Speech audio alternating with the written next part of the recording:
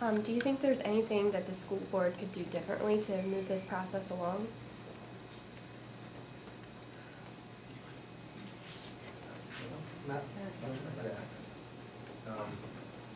I think that's that could make a longer list of myths. Is lock them in a room, that kind of statement, like they just need to talk. I honestly, I mean, we've seen the board had on the table for 3 years a very reasonable offer that now actually the demands for retro pay from the union are below the board's initial offer that was now being confirmed as having been reasonable by the union because they're asking for that too. I mean, there's not a whole lot they can do. You know, that offering even 1% increases to a salary schedule that has built in, 4 to 14% raises already. So they are trying to present as reasonable an offer from the beginning that they can. It's not a matter of sitting down and talking when a union doesn't even want to contribute more than 0% for 3 years to healthcare. That was one of the big issues. That not only it wasn't 1%, it wasn't 2%. They said 0% in 3 different offers. So I don't think there is much more that the board can do or should do, other than they're just trying to keep representing a reasonable offer. They're not trying to lowball. They're not trying to come at it and meet in the middle. They are trying to meet a reasonable offer, and they're just kind of at the mercy of it.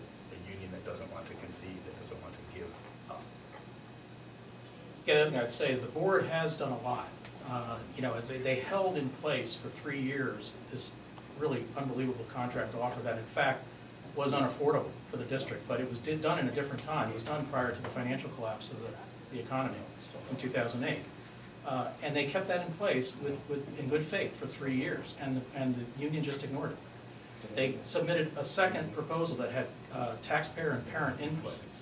That was still extremely generous. Again, 15% contribution and some changes to the language in the CBA, and the union called it trash. Very, very difficult to deal with this union. They're very, very militant. But again, even that having happened, the board did make some concessions.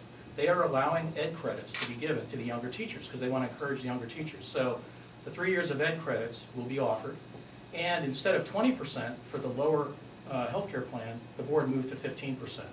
Now they're still sitting at 8%. They're supposedly working on some other offer. But those are big concessions. And again, this is a contract that's affordable, as Mr. Webb says. It's not. There's no way to meet the teachers in the middle because that wouldn't be affordable. So I think all they can keep doing is offer to negotiate on those terms. The CBA is unless the NFT agrees to collective bargaining, term changes, they can't be changed. Both sides have to agree. So they can't do anything unilaterally. And there's a lot of things they can't do because of status quo. Anything in the contract, until we get a new one, remains in place. So to say that their hands are tied behind their back is, that's not an understatement. They really are. And Harrisburg has done that to us. The unions own Harrisburg. And we need things like what Governor Corbett is doing. We need education reform. We need teacher evaluations. We need to be able to furlough teachers instead of cutting programs, which we've done in this last term. So we need Harrisburg to help us. So we want to make sure people are involved in supporting our board, but also as they get involved, as everybody in this table has done, they've gotten more involved in reform and what needs to happen in Harrisburg. I would just like to maybe turn that question around on you a little bit and say, what can the NFT do to move this policy forward? And there's lots of things that they could do, and I'll just give you an instance of one. In their current CBA, okay, it is Article 3-6-1 says representatives of the Federation other than district employees shall have the right to visit the schools to investigate conditions, employees' complaints or problems, or for any other purpose related to the terms and conditions of that agreement. Well, that seems like pretty fair. The NFT wants to be able to see what's going on with their members in the school. Well, on the flip side of that, the NFT files a grievance against the Neshaminy School District. And their grievance is they want to stop NFT administrators from having unannounced visits in the classrooms of teachers. Now, the hypocrisy here is just unbelievable, But can you imagine as a parent, thinking that the administration is going to be able to watch over your child? And as a parent, if an administrator wants to step in on a teacher and observe how that teacher is conducting that classroom, why would the NFT want that to be unannounced? I would expect as a parent that the administrator could just go and view what's going on in a classroom. yet they file a grievance to say, no, you can't do that, you have to schedule it, you can't do it unannounced. I mean, that's ridiculous. But on the other side, they can walk into any building at any time and do whatever they want. These are the type of things that are ridiculous, that are causing this district tens of thousands of dollars to defend grievances like this. Money that can be going into the classroom.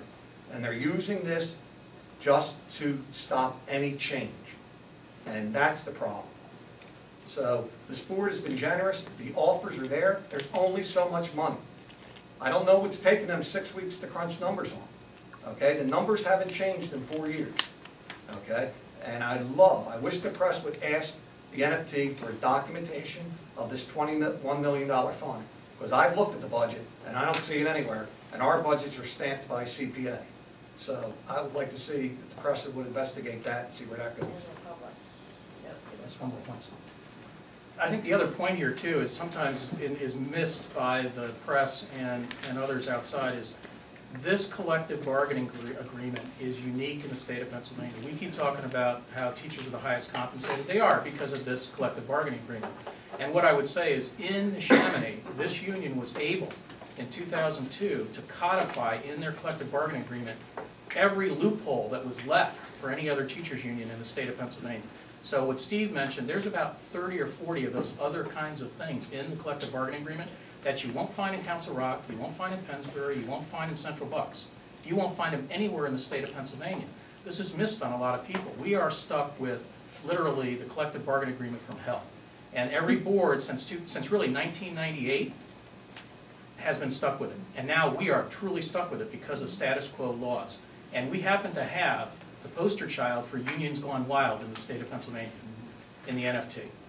They are completely militant and they are unwilling. Their motto is, we never give back.